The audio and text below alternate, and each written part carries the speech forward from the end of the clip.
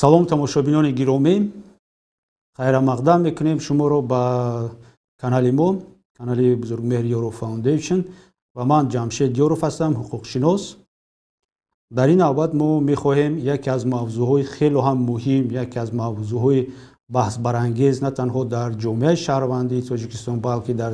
тамоми ҷаҳон ҳам гӯем хато намекунем, ин мавзӯъро дида бароем. чӣ хеле ки аз сарлаваи мазмун дидед, ин дар бораи сухан дар бораи маҳбусони сиёсӣ меравад. барои ҳамин кӯтоҳ сода карда кӯшиш мекунем ба шумо фаҳмонем ки мафҳуми маҳбуси сиёсӣ чист ва маҳбуси сиёсӣ гуфта киро дар назар доранд ва вобаста ба ҳамин мо метавонем ин ё он ашхосе ки аз озодӣ маҳрум шудааст ба категорияи маҳбусони сиёсӣ ё ин ки ба категорияи бандии виҷдон, яъне шахсоне ки барои ақида, барои изҳори ақидаҳои динӣ, сиёсӣ ё ин ки ақидаҳои иҷтимоии худ зиндонӣ шуданд, ҷазо гирифтанд, нисбаташон таъқиб ба вуҷуд омадааст, ҷудо карда диҳем. дар ҷаҳони муосир як мафҳуми умумӣ маҳбуси сиёсӣ кист вуҷуд надорад ва дар қонунгузориҳои ягон давлат дар айни замон дар бораи қонунгузории Кореяи Шимолӣ мисол ман хабардор нестам, мумкин дар он ҷо бошад чунин мазмун маҳбуси сиёсӣ, вале дар ҷаҳон нест. дар таърих пештар чунин мафҳум буд. мисол дар кодекси ҷиноятии солҳои 1909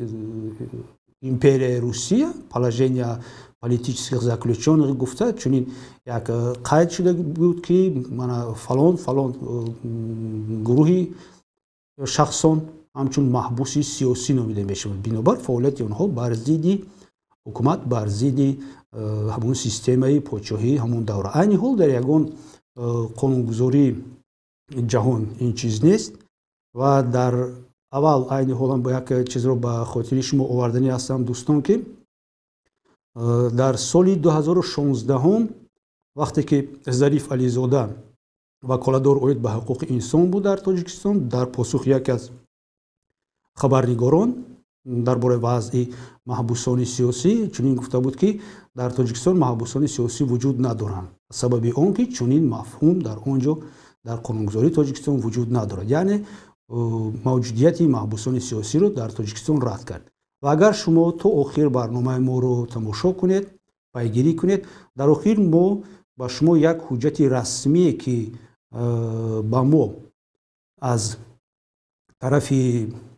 намояндаи баландмақоми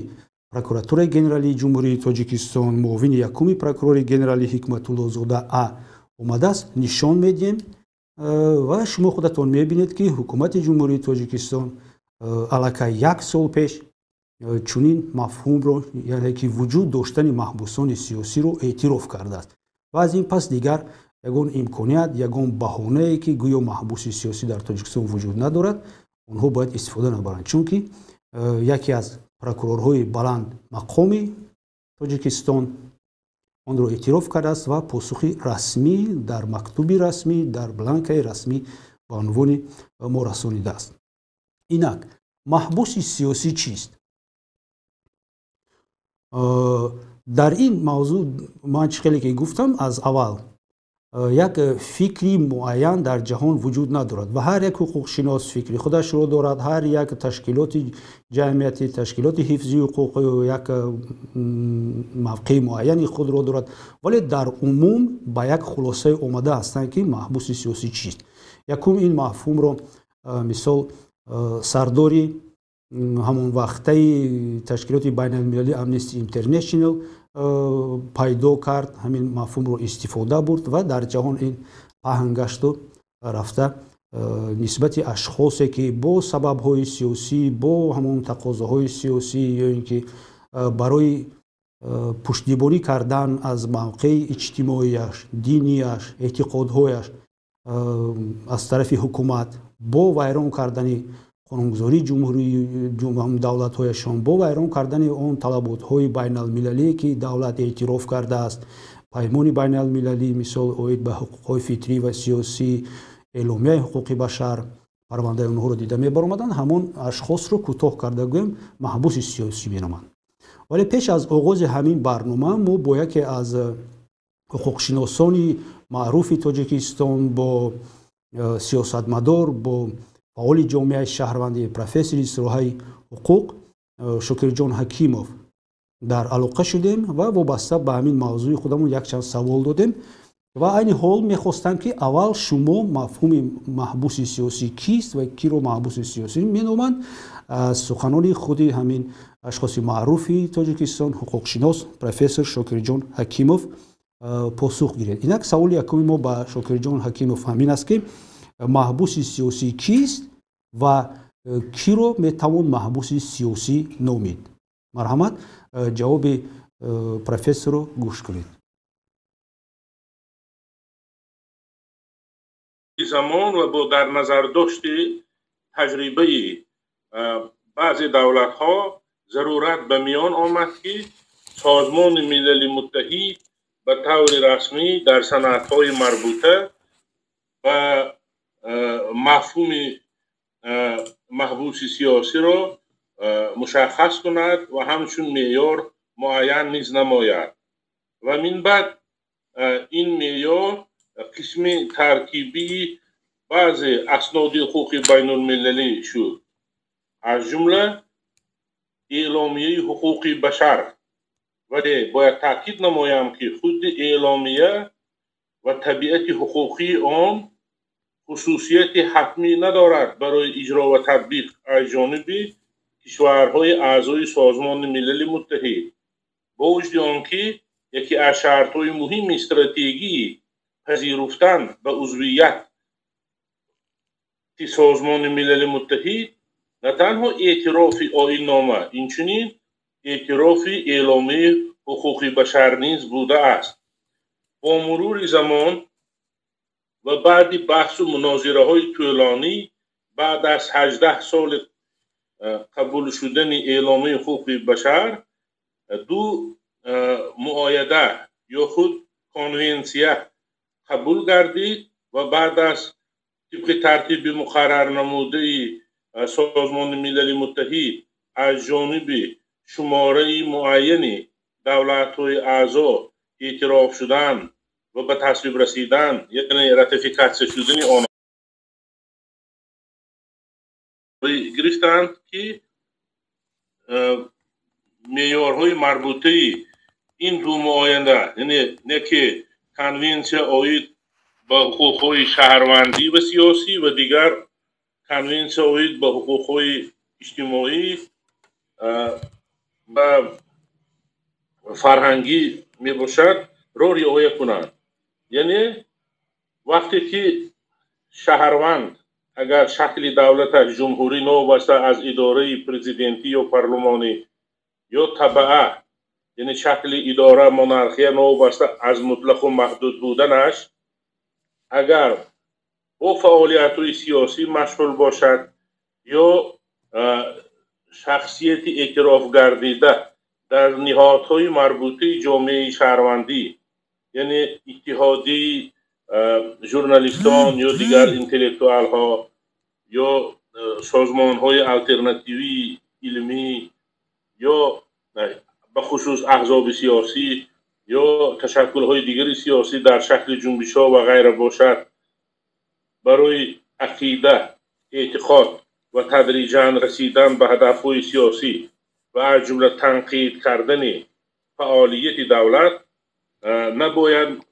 مورد تعقیب از جانب مقامات های حقوق تطبیق کننده، اگر به طور مشخص گوییم مقامات امنیتی، دادستانی، وزارت کارهای داخلی و نهادهای مربوطه آن در محلها و دیگر نهادها باشند. اما باعث تأسف است که در تجربه جهانی علم نیز این را بارها اثبات کرده است و عالمان به این مسئله ها متوجه شدند و در شکل‌های گوناگون نوشتند. چون اراده سیاسی وجود ندارد، نظام سیاسی نامکمل است، اصول تجزیه حاکمیت دولتی تطبیق نمی‌شود، تفاوت میان صنعت‌های رسمی و واقعیت‌های مورد عمل قرار دادن آنها به طور قابل ملاحظه زیاد است و با استفاده از اصولهای غیر مشروع وادار میکنند که یک نفر گمانبر برای کردار و رفتارهای نکرده اش اقرار شود و از جمله تعقیب ها یا شکنجه در شکل های گوناگونی ظاهر شوی آن یا خود ترور پسیکولوژی و غیره، این را محبوسان سیاسی میگویند. در بعضی موردها مثلا اگر شخصی آگاه و بیدار تا اینکه منبع روزگارش تامین باشد و زندگی شایسته داشته باشد، فرض کنیم ژورنالیست است یا در یگان تشکل اجتماعی، فرض کنیم اتفاقی کسبه یا حزب سیاسی یا جنبش ها یا در یگان سازمان غیر حکومتی فعالیت میکند و وابسته به ویژگی کارش در رابطه به هدفهای آیین‌ناموی آن و استراتژی تطبیق برنامه یا مرامنامه‌اش تدریجاً از بی‌عدالتی ها گپ میزند، مینویسد یا اعتراض میکند، ولی همزمان این کار جمعیتی است ولی با مقصد خانه گردانیدن منبع روزگارش، چون آیله دار است، پیوندان و فرزند دارد و غیره، با فعالیت ادوکاتی یا آموزگاری یا یگان شرکتی که تشکیل کرد غیر دولتی، پس دایره های معین منفعتدار کوشش میکنند که یگان انگیزه ای رو به وجود آورند و این فعال جامعه شهروندی رو در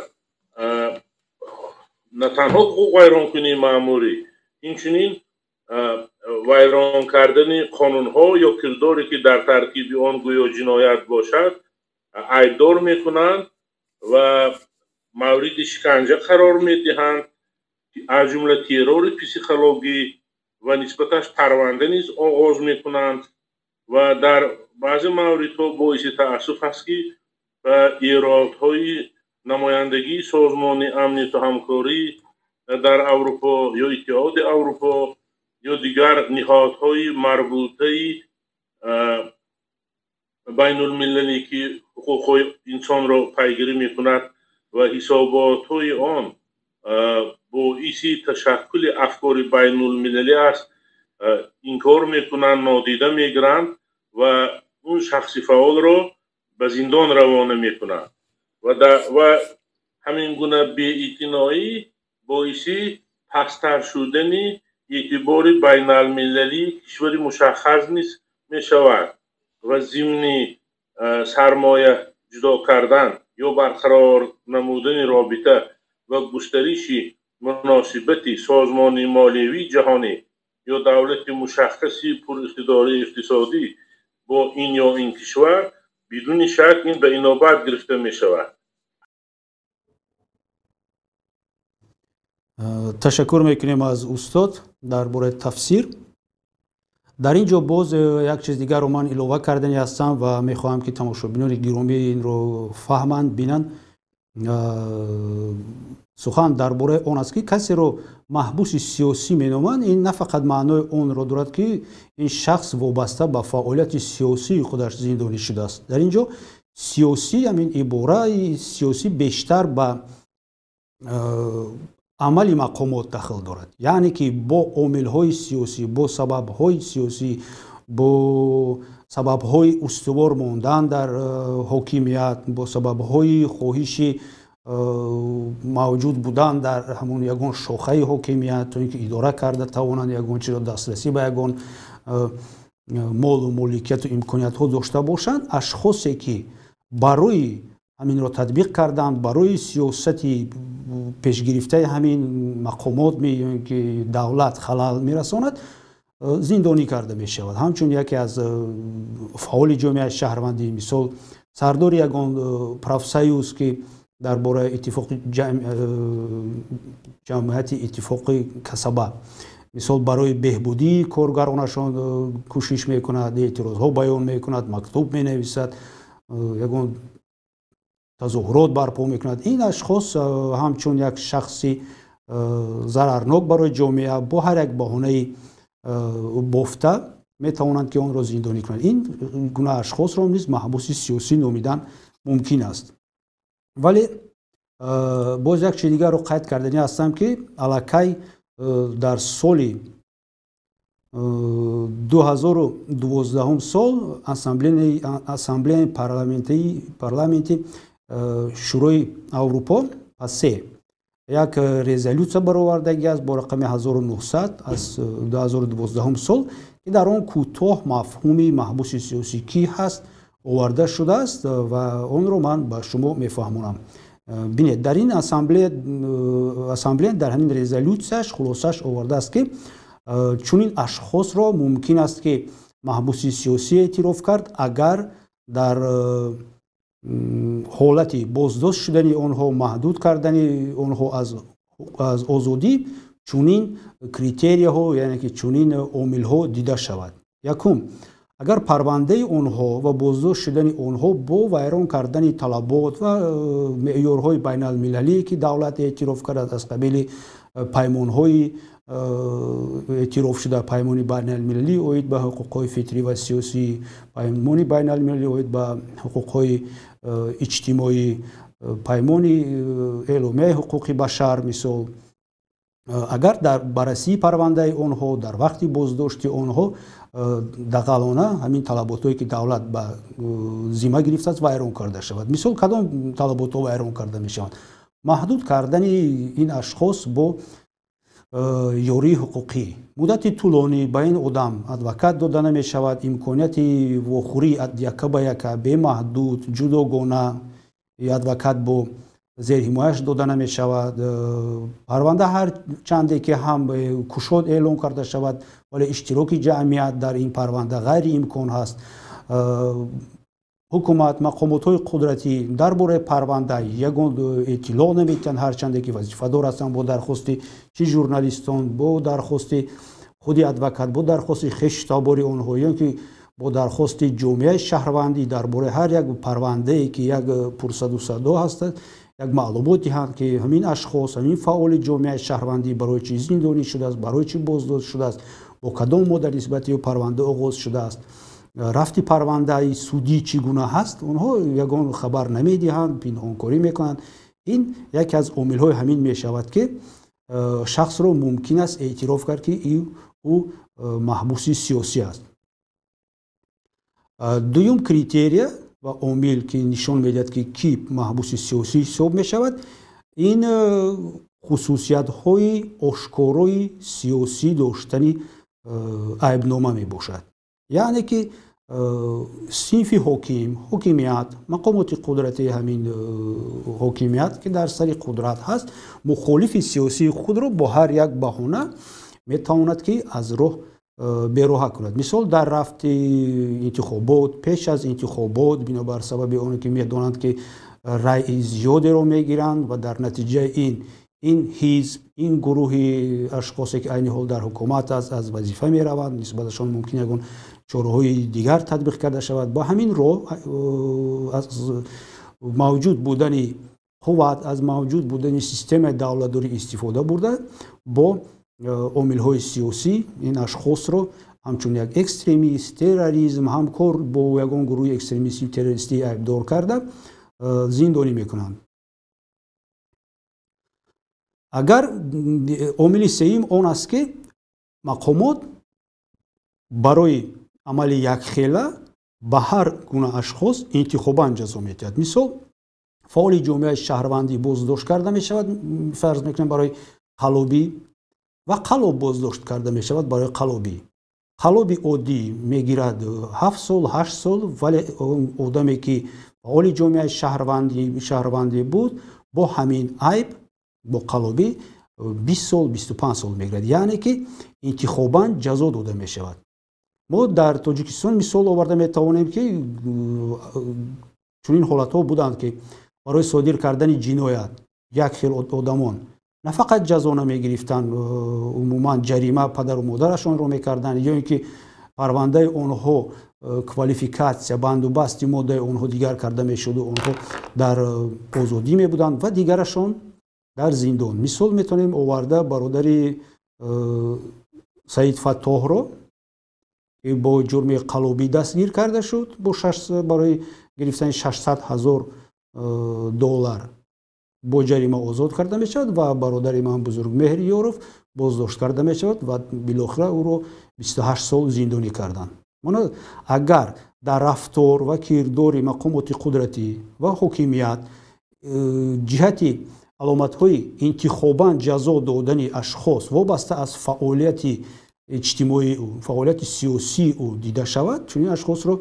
بر علاوه میتوان که همچون محبوس سیاسی اعتراف کرد. باید قید کرد که نه همه اشخاصی که مثال فعال جامعه شهروندی بود و با یگان عیب زندانی شد ممکن است که محبوس سیاسی اعتراف کرد. اگر او جنایت‌های بر مقابل جهان صادر کرده باشد، بر مقابل ساختارهای از قبیل جنایت‌های از قبیل گیوسید، بیوسید مثال صادر کرده باشد، جنایت‌های بر علیه اکستریمیستی، تروریستی، جنایت‌های بر مقابل حیات، سلامتی صادر کرده باشد، این هر یک آدم رو ممکن نیست که همچون محبوس سیاسی اعتراف کرد. برای همین در اول برنامه ما گفتیم که یک مفهوم عمومی، یک خلاصه عمومی عین حال هم نه جمعیت عالمان و جهان هم اومدگی با یک خلاصه انیق اومدگی نیست و انیق گفتن هم نمی شود. در هر یک پرونده باید مشخص کرده شود، یعنی همین 4-5 عامل باید دیده شود که آیا برای چی همین اشخاص زندانی شد، فعالیت او پیش از زندان شدنش، در رفت تفتیشات، در رفت مرافعه سودی آیا حقوق‌های او دغلانه ویران کرده میشد وابسته از فعالیت پیشینه او یا اینکه نه، وقتی جزا دادن او، جزا نسبت او انتخاباً داده شده بود یا که نه، آیا همین جزا با کردار صادر کرده همین اشخاص مطابق است یا که نیست. اگر بر علاوه زیاد باشد این یکی از علامت‌هایی که همین اشخاص را محبوس سیاسی نام ممکن است. بغیر از این در جهان باز یک مفهوم دیگر هم است، بندی وجدان ها، یعنی که برای میگن اوزنیک سویستی، یعنی این اشخاصی که عموما یگان فعالیت سیاسی هم نداشتن، یگان مقصد سیاسی هم نداشتن، ولی فقط برای اظهار عقیده، برای رویه پیگیری کردن یگان رویه مثال اجتماعی، دینی، سیاسی محبوس می شوند و چون رویه ها رو گویا حکومت خطرناک برای خود حساب کرده این اشخاص رو زندان میکنند. چون این اشخاص رو بندی وجدان می نامند، خیلی که گفتیم هم بندی وجدان و هم کریتری های علامت های معین کننده هم بندی وجدان و محبوس سیاسی گویا که یک هستند. و در همین بابت هم میخواهیم یک بار دیگر باز سوال با شکر جان حکیموف دهیم و فکر او رو درباره کی رو بندی وجدان میتوانند نامید و درباره همین مفهوم، درباره عامل‌های او، درباره خصوصیت‌های حقوقی همین پهلو، همین مضمون یک فکر این شخص رو شنویم. مرحمت. دو حالت رو باید به اینا برگیریم. اول اینکه قانون جمهوری تاجیکستان در زمینه صنعت‌های حقوقی بین المللی و دیگر حالت‌های خصوصیتی اصولی داشته در نظام حقوق بین المللی آنها را اعتراف کرده است و به طور اختیاری عهده‌داری‌های به ذمه خود گرفته است و از جمله حسابات نیز به نهادهای مربوطه وکالتدار سازمان ملل متحد یا دیگر مؤسسه‌های بین المللی دهد. این اول است. و دویم، وقتی که سخن درباره آزادی مسجد یا دین و وجدان می رود، نام قانون نیست همین طور است، یعنی قانون جمهوری تاجیکستان درباره آزادی دین و وجدان و غیره. یعنی چیزی که یک شخص به طور اختیاری در انتخاب حزب و ایواز کردن حزب و دیگر تشکل‌های سیاسی آزاد است و دلیل‌های نهایت جدی باید داشته باشد که از حزب برآید و حزب دیگر را اعتراف کند در زمینه استراتژی و ارزش‌های آن، چون که شاید رهبر احزاب که قبلا با آن رابطه داشت عضو فعالش بود، ولی احساس کرد که با سوء استفاده از مقام آیین‌نامه‌ایش رئیس حزب با دیگر مقصدها و نیتها کوشش کرد که حزب را استفاده برد و نه از اصول دموکراتی بلکه غیر دموکراتی، اتوریتری و در زمینه حسن تفاهم و گفت و شنودهای غیر رسمی با نهادهای دولتی برخلاف ارزش‌های آیین‌نامه‌ای و دیگر استراتژی و هدف‌های برنامه‌ای عمل می‌کند و این باعث نگرانی یا ناراحتی یک نفر یا گروه معینی فعالان حزب مشخص می‌شود و آنها از این حزب می‌برآیند و وارد دیگر حزب می‌شوند یا در دیگر شکل موقع فعال شهروندی خود را کوشش می‌کنند که تدریجاً عملی کنند. تشکر زیاد. خیلی که در اولی برنامه همون گفته گذاشتیم، مقامات قدرتی تاجیکستان، حکومت جمهوری تاجیکستان عموما موجود بودن محبوس سیاسی بندی وجدان رو در تاجیکستان اعتراف نمی کند. رسما اعتراف نکردن. در یگان نشست، در یگان واخری، در پاسخ به ژورنالیستان همیشه میگویند که در تاجیکستان چنین اشخاص نیست. خیلی که در اول گفتیم در همان وقت وکالتدار اوید به حقوق انسان ظریف علیف گفته بود که در تاجیکستان محبوس سیاسی نیست چون که چنین مفهوم نیست. ولی چون وعده که کرده بودیم در اولی برنامه به شما، اگر گفتیم دو آخر برنامه با ما باشه تماشا کنید، ما با شما حجت رو پیشنهاد میکنیم که موجود بودن محبوسان سیاسی رو در تاجیکستان اثبات میکند و میبینید که در حقیقت حکومت الکی تصدیق کرده است که در تاجیکستان محبوسان سیاسی هست. حکومت گفته میتوانیم چون که این اشخاص یکی از پروکورورهای بلند مقامی جمهوری تاجیکستان است، جانشین یکمی پروکوراتور گنرالی با نام حکمت‌الله زاده هست. مرحمت، این حال شما میبینید همین حجتی که به شما پیشنهاد کرده شده است و در این حجت نوشته شده است که با عنوانی یکی از فعالان جامعه شهروندی به شهرت رحمت الله و دیگران از نام معاون یکم پروکورور گنرالی مشاور عدلیه درجه یک حکمت‌الله زاده آورده شده است که مراجعت تکراری شما در خصوص زیر فشار تعقیب قرار گرفتن و پایمال شدن حقوق‌های نزدیکان محبوسان سیاسی اعضای حزب نهضت اسلامی از جانب کارمندان مقامات حفظ حقوق تاجیکستان که توسط شبکه اینترنتی واریز شده است بررسی کرده شده است. یعنی در اینجا حکمت‌الله زاده اعتراف میکند که نزدیکان محبوسان سیاسی اعضایان حزب نهضت اسلامی. این الکی حجت می باشد و از 2020 سال از 14 سپتامبر به دست ما رسیده است. بلانکه پروکوراتور گنرالی هست، امضای حکمت‌الله زاده است و پس از این من فکر میکنم که دیگر یگان سوال اوید موجود بودن یا موجود نبودن به طور رسمی باید مقامات یگان بهانه نیابد و کوشش کند که هر یک اشخاصی که محبوس سیاسی هست، علال خصوص در اینجا آنها درباره اعضایان حزب نهضت اسلامی آورده شدند، یعنی که گفته می شود که باز یگان محبوس از دیگر گروه ها باشند یا که از جامعه فعال باشد، با مثل محمود آدینایف، با مثل اون اشخاصی که برای عادی ترین عقیده های دینی خودشان نماز را این خیلی میخوندن یا دیگر کار میکردن یا که عموما به یگان رویه دینی که در تاجیکستان معمول نیست و بودن شامل بودن میرود. نه فقط گپ درباره اعتقاد دینی میرود، گپ درباره اعتقاد جمعیتی میرود، گپ درباره فعالیت میرود، گپ در سوال دادن میرود. مثلا برای تنقید کردن رئیس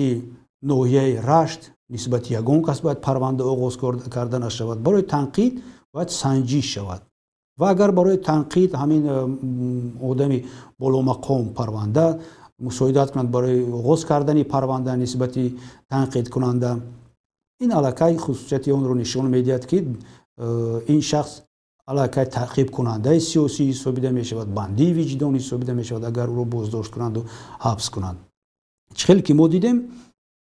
ظریف علیزاده میگوید که محبوس سیاسی نیست، ولی حکمت الله زاده تصدیق میکند که محبوس سیاسی هست. این کس ظریف علیزاده وقتش وکالتدار اوید به حقوق انسان بود و اینجا هم در همین مورد میخواستیم ما از پروفسور شکرجان حکیموف یک دو فکر او را درباره همین مقام وکالتدار، درباره موجود بودن محبوسان سیاسی یا که نبودن محبوسان سیاسی با یک بار دیگر شنویم. مرحمت تماشابینان گرامی گوش میکنیم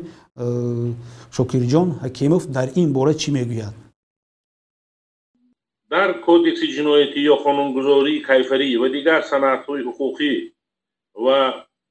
معیاری حقوقی حقوق تطبیق کننده مقرر نشدن یا پیش بینی نگردیدن همین گونه واژه ها نباید باعث متوجه نشدن به آنها از جانب نظام عدالت سعودی شود، زیرا که طبق نظریه حقوق ما میتوانیم اگر در کودکس جنایتی نیست بیواسطه به سند حقوق بین المللی و معیارهای پرینسیپ های حقوق بین المللی متوجه شویم و اقتباس ها را از آنها استفاده بریم، زیرا که اعتبار حقوقی آنها بیشتر است. و دوم،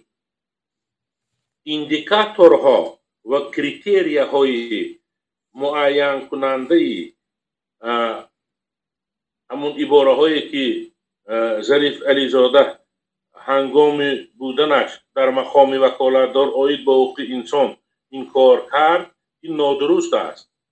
و شاید سطح دانش حقوقیش کمتر بود و امروز شاید چون رساله دکتری رو در مسکو دفاع کرد و محیط مسکو واقعا آزادتر است در علم و دسترسی به منبع‌های علاوه‌ای علمی پیدا کرد، شاید اکنون درک کرد. ولی یک چیز دیگرانی باید به نوبت گرفت. وکالتدار عاید به حقوق انسان در دولت‌های متمدن بیشتر در تابعیت پارلمان قرار دارد. تابعیت به معنای مبلغ گذاری نه، تابعیت به مضمون حسابات دهنده بودنش و طرز و اصول تعیین شدن ضمن انتخاب و جابجاگذاری کادرها و این نهاد مهمی دولتی همچون مکانیزم استراتژی کفالت دهنده حقوق و آزادی انسان و شهروند.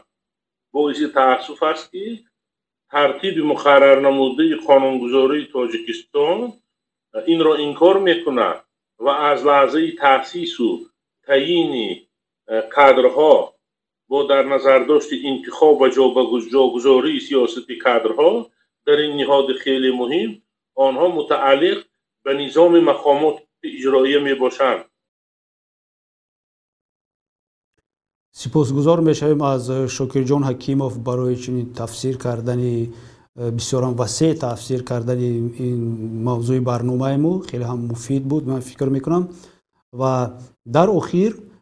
پیش از خلاصه برآوردن همین موضوع ما یک بار دیگر با شما گفتنی هستم، مراجعت کردنی هستم تماشابینان گرامی که با کانال ما ابونه شدن رو فراموش نکنید، لایک موندن و اون رو با نزدیکانتون دوستانتون پهن کردن تا اینکه هرچی بیشتر مردم درباره حقوق و آزادی های خودشان تصور پیدا کنند، سویه دانش حقوقیشان بلند برداشته شود و به همین راه حقوق و منفعت های خود رو از هر یک تجاوز حمایت کرده توانند. در خلاصه چنین گفتن ممکن است که هرچند که حکومت جمهوری تاجیکستان موجود بودن محبوسان سیاسی رو به طور رسمی رد میکرد، ما اثبات کردیم که با نشان دادن حجت رسمی خواهش میکردم یک بار دیگر همون حجت نشان داده شود. با نشان دادن حجت رسمی پروکراتورای گنرالی جمهوری تاجیکستان که از جانب مشاور عدلیه درجه یکم معاون یکم پروکرور گنرالی امضا کرده شده است و در آنجا روشاب نوشته شده است که محبوسان سیاسی اعضای حزب نهضت اسلام یعنی موجود بودن آنها رو انکار نمیکنند. اگر نمی بود آنها فقط میگفتند که زندانیانی سابق اعضای حزب نهضت اسلام، نه اینکه محبوسان سیاسی حزب نهضت اسلام. ما دیدیم حکومت به طور قانونی گویا اعتراف کرده است و این چی معنا رو دارد؟ این معنای اون رو دارد که اگر اشخاص رو محبوس سیاسی مقاماتی که وظیفه‌اش در رعایت، نظارت و تطبیق یک خیله قانون‌ها در جمهوری تاجیکستان است، این دو وظیفه پروکراتور گنرالی است و تمام مقامات پروکوروری، اگر پروکراتور اعتراف کند که محبوسان سیاسی در تاجیکستان وجود دارند، باید که تمام پرونده این اشخاص از سر نو دیده برآمده شود، چون که وجود داشتن محبوس سیاسی این علاقه ویران کردن قانونگذاری وقتی تفتیشات، ویران کردن قانونگذاری وقتی مرافعه سودی، وقتی تعیین جزا و از آن شهادت میدهد که این اشخاص با سبب‌ها، با عامل‌های سیاسی، برطرف کردن آنها از سیاست، راه ندادن آنها به انتخابات، مانع شدن آنها برای انتخاب شدن این اشخاص به یگان مقام وکالتداری دولتی، این چنین فشار آوردن چنین اشخاص برای اعتقادهای خصوصی آنها، دینی، اجتماعی، دیگر و دیگر شهادت میدهد. از این لحاظ چنین مکتوب باید که مقامات قدرتی تاجیکستان علل خصوص پروکراتور گنرالی را باید یک بار دیگر وادار کند که نسبت این اشخاص پرونده های آنها از نو بررسی کرده دیده برآمده شود. برای همین ما فوند بزرگمهر یک بار دیگر تصمیم میگیرد که این مسئله رو پیگیری میکنیم، مکتوبات داخلدار رو باز با پروکراتور گنرالی با دستگاه پرزیدنت به نام پرزیدنت ارسال میکنیم تا اینکه با نظر داشته موجودیت چنین مکتوب پرونده این اشخاص از سر نو دیده برآمده شود و کسی در تاجیکستان برای اعتقاد فرق کننده او از دیگر اعتقادهایی که به جمعیت خلل ندارد زندانی نشود، برای فعالیت‌های سیاسی و اجتماعیش زندانی نشود. تشکر زیاد دوستان گرامی که با ما بودید. تا هفته آینده با شما من جمشید یاروف حقوقشناس بودم.